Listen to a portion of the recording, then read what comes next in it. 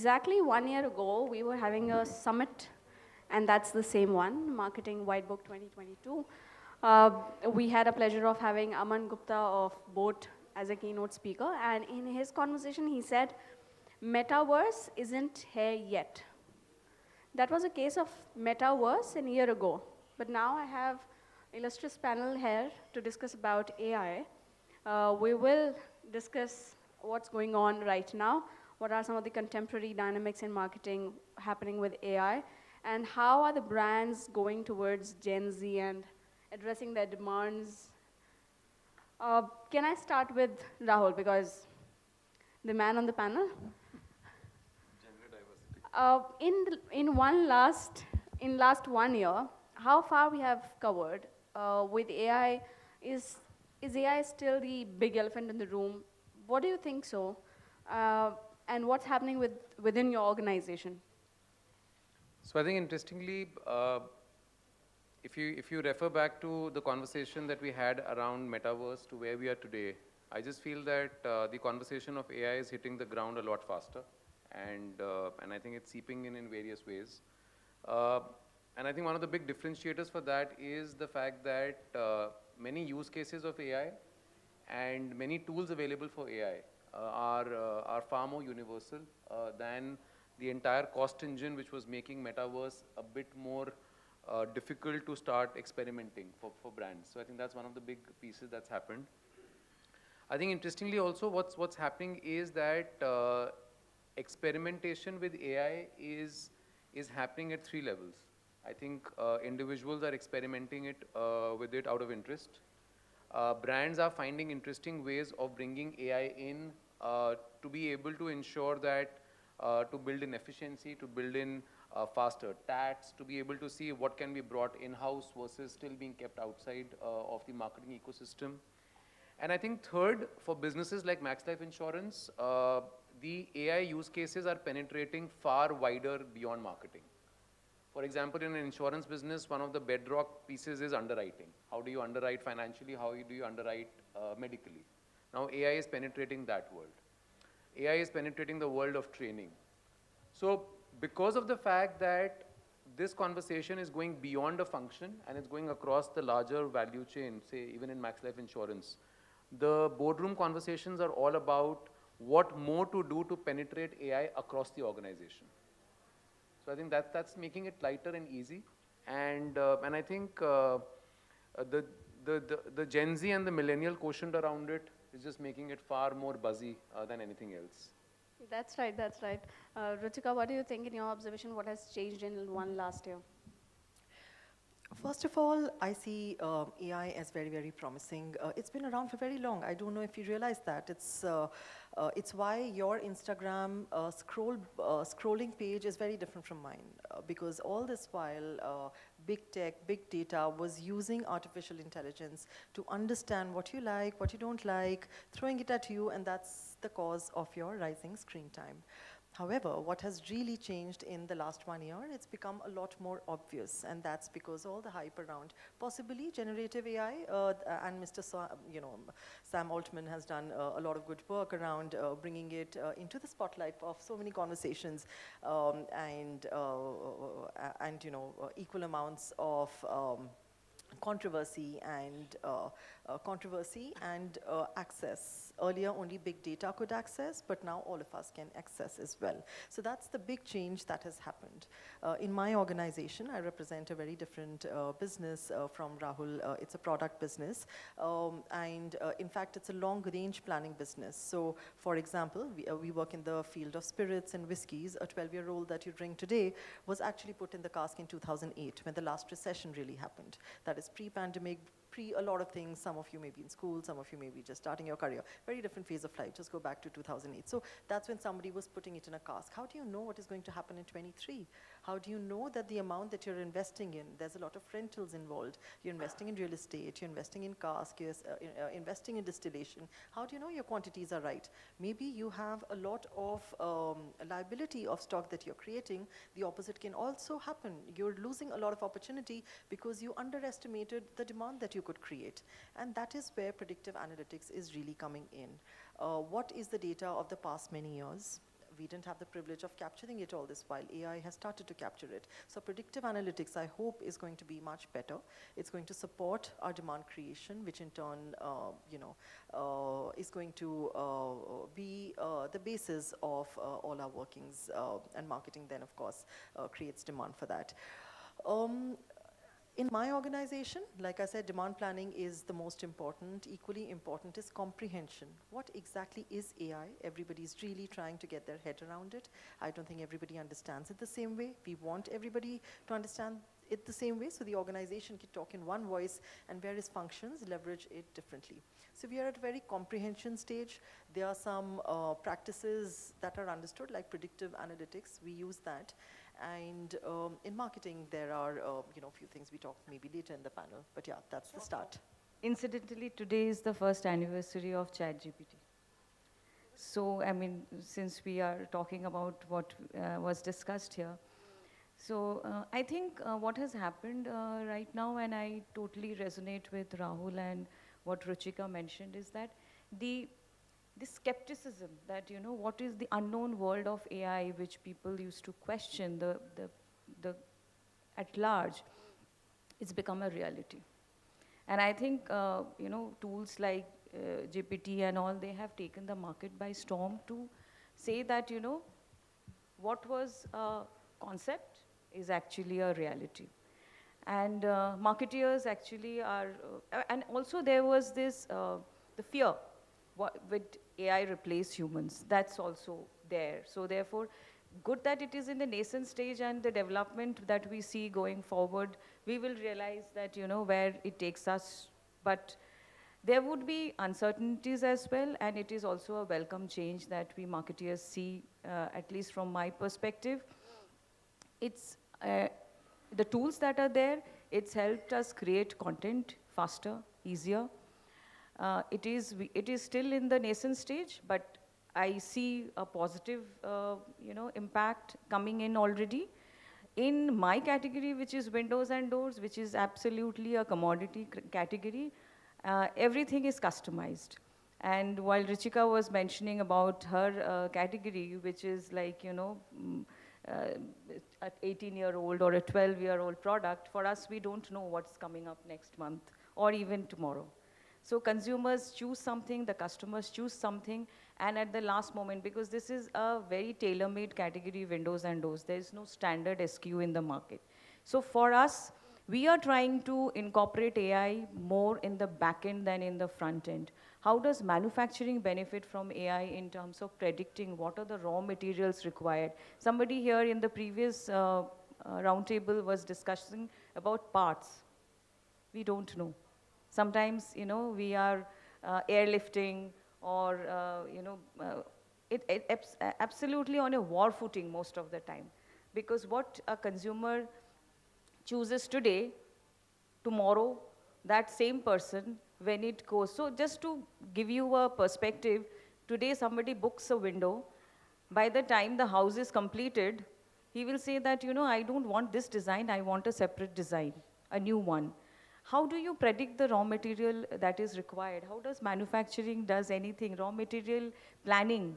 So it is a huge challenge for us, and we are obviously, it's part of our boardroom discussions also, not just in the consumer interface, but at the back end, how do we improve the processes using AI is a big discussion that's there in our organization. That's how our Gen Z is, and that's where your leaders such as you, the role of leaders come in. We talk about, she mentioned about skepticism, and that's the point I thought about all night. We talking about AI, and we know that there is skepticism all around. We got to listen a lot of news headlines about the fake AI cases. Many people all across the segments, be at the producing end or be at the consumer end, they are still afraid of using AI, getting all into AI. Rahul, your thoughts on how we can actually utilize AI, the advanced technology? How should I put it? Not actually establishing trust, because towards a brand, let's say Max Life Insurance, can be one of the thousand millions, maybe billions people who know Max Life Insurance from lives. But going forward, let's say in 2024 and beyond, how would you utilize advanced technology in terms of establishing trust, specifically in Gen Z? So interesting question for two reasons. One, life insurance as a category is anchored on trust. That's right. Because Ruchika spoke about 12 years, 18 years. We are in a relationship or a policy contract which could last 25 years, 40 years.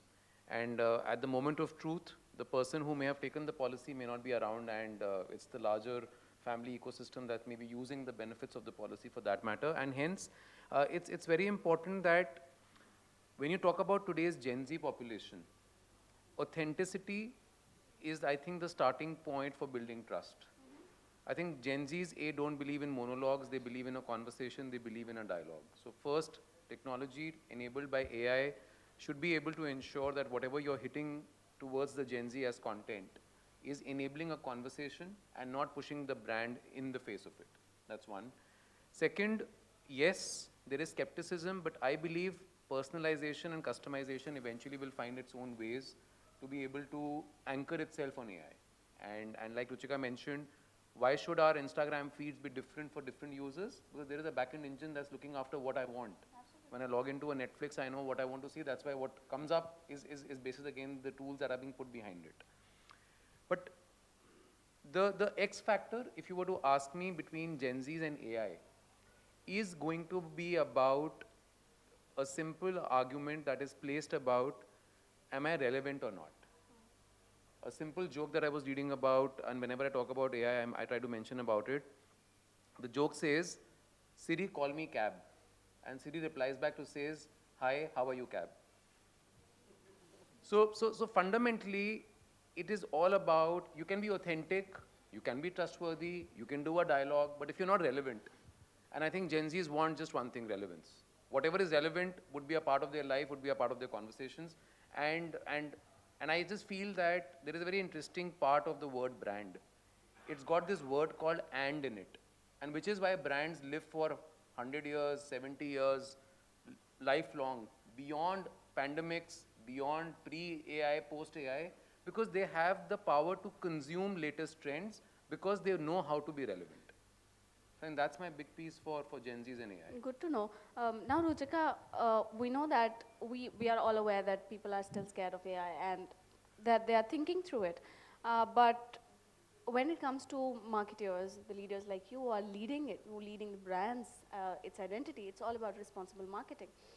What's your personal thought on it?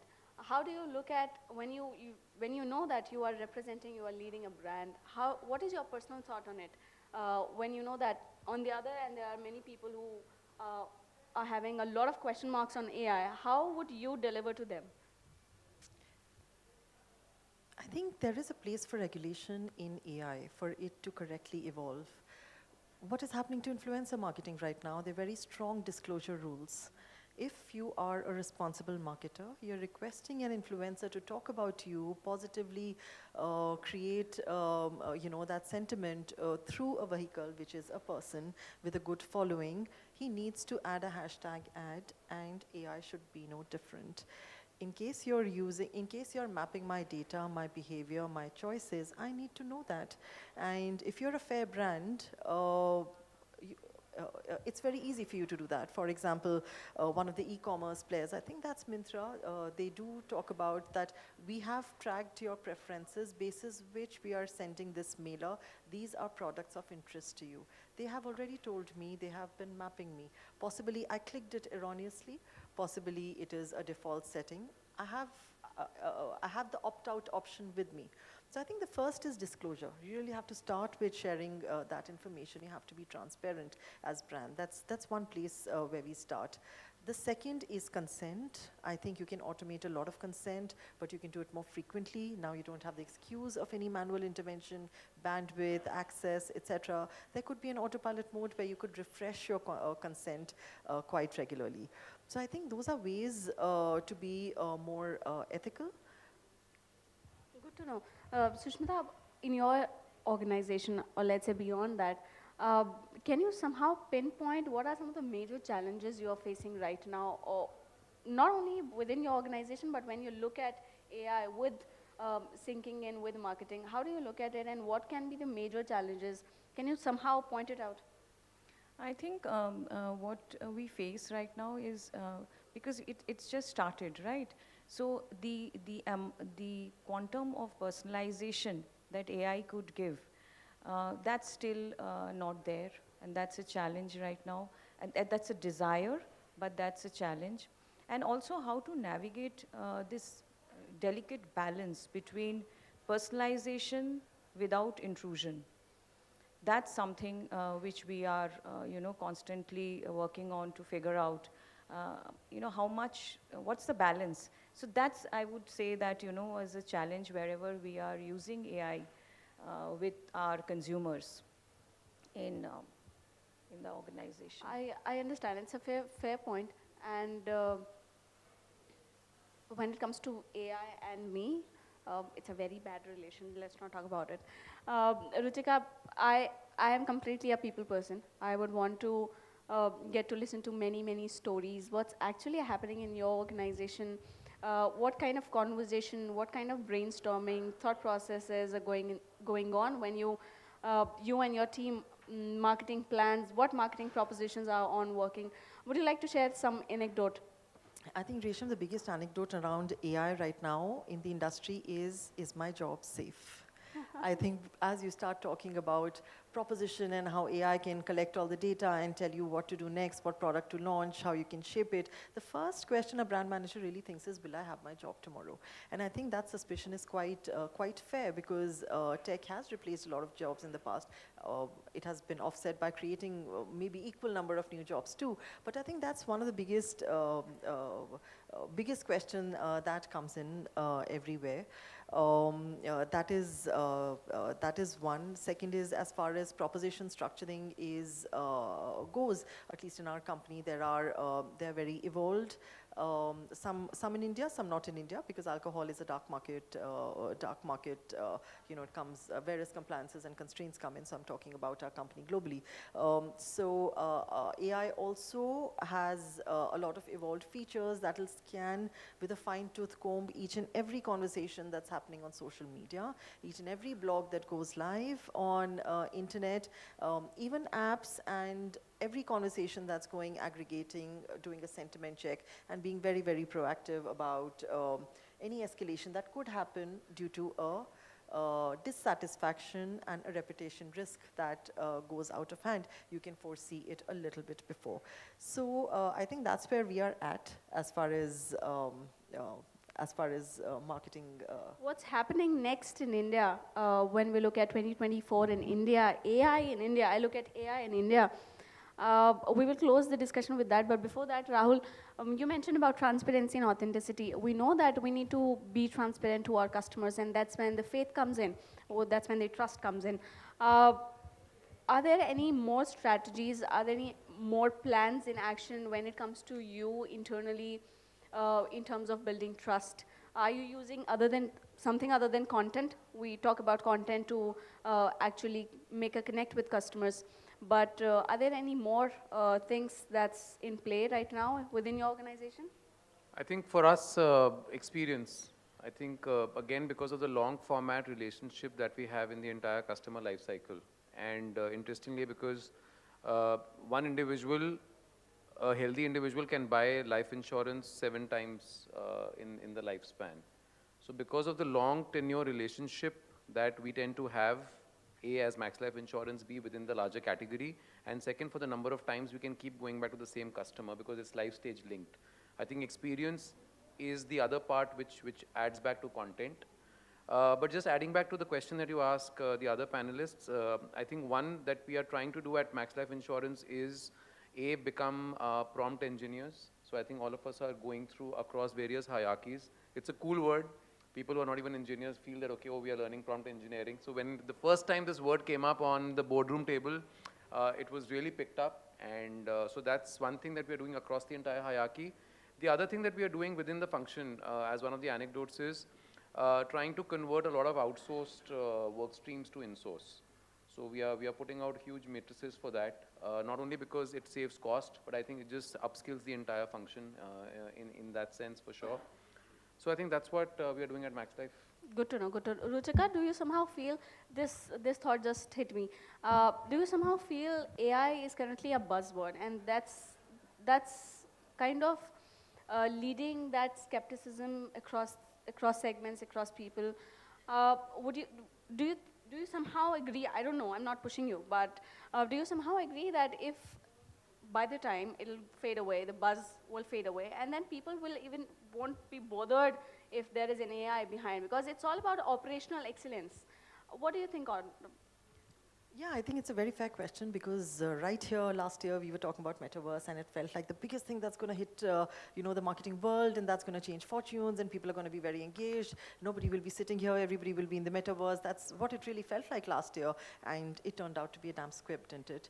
So will AI be the same? I think AI is so closely integrated into our life. It's been invisible all this while. It's suddenly become very visible. It'll become invisible again is how I see it. It'll be so strongly integrated. It's going to rule our life. It's a silent devil, absolutely out of control. Nobody's really controlling because it learns itself and then it operates itself. That's how artificial intelligence really works. So nobody's going to control it. Possibly it's going to control our minds, and the smarter people are going to find a way to separate their own decision making by versus the influenced decision making that AI can generate. For example, what ChatGPT can do in future potentially, and there's some products underway, is when you start looking for something that AI can't find, let's say something from our Upanishads and maybe some that is not well documented, it'll give you an answer, and then it's going to give you a source.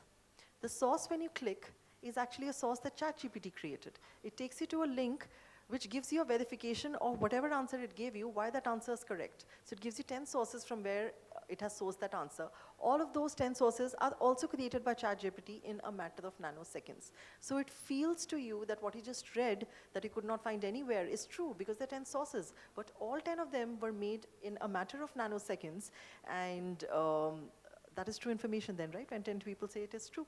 So Interestingly, we agreed on the same point. Thank you so much, Ruchika. Before we actually close, the screen is red now. A quick question to all three of you, and I would request you to be very, very brief. How do you look at AI in India in 2024? What can be expected in next 6 to 12 months? Also, how much time do you think will this technology take to become a mature one? The change from skepticism to acceptance is what's happening. That's the wave that we see. And it's going to get even more integrated. The usage will obviously increase. I mean, we are talking about a span of only 1 year here. So what I believe is that the roadmap is very huge right now. But yes, there would be a much larger acceptance of AI amongst the consumers at large. So larger acceptance. Ruchika, Yes, you would want to yes. go? yeah, I'll go beyond marketing and say that India is a big country. We have a huge demographic dividend. There are various sectors that are quite sunrise. For example, education. Education is very, very personal. I don't think we realized it all these years. Different people, want to be educated differently, and the power of personalization could create more education absorption. Not just clearing exam, but more education absorption, reduce the skill gap that currently exists because of which we don't fully, leverage our demographic dividends. So maybe that and all the other pieces on marketing that we discussed. Good to know, Rahul. I think there'll be more solutions around what we're seeing in this entire space of fake videos, etc. Because I think suddenly you've got the big wigs under the umbrella for it, so there'll be more solutions around it, and hence some rules and regulations like Ruchika mentioned earlier. And I think 2024 is also an election year. We're going to see a huge amount of AI engines, visible, invisible, coming to us as citizens, coming to us as consumers, for sure. And I think it will settle down. I think it will settle down to a point that it will become a part of way of life. Visible or invisible is going to be a question of how marketers and businesses want to talk about it. I agree. Thank you so much. On this note, we would like to close this session. You may please connect with them offline. Thank you so much for taking out time for this. Thank you.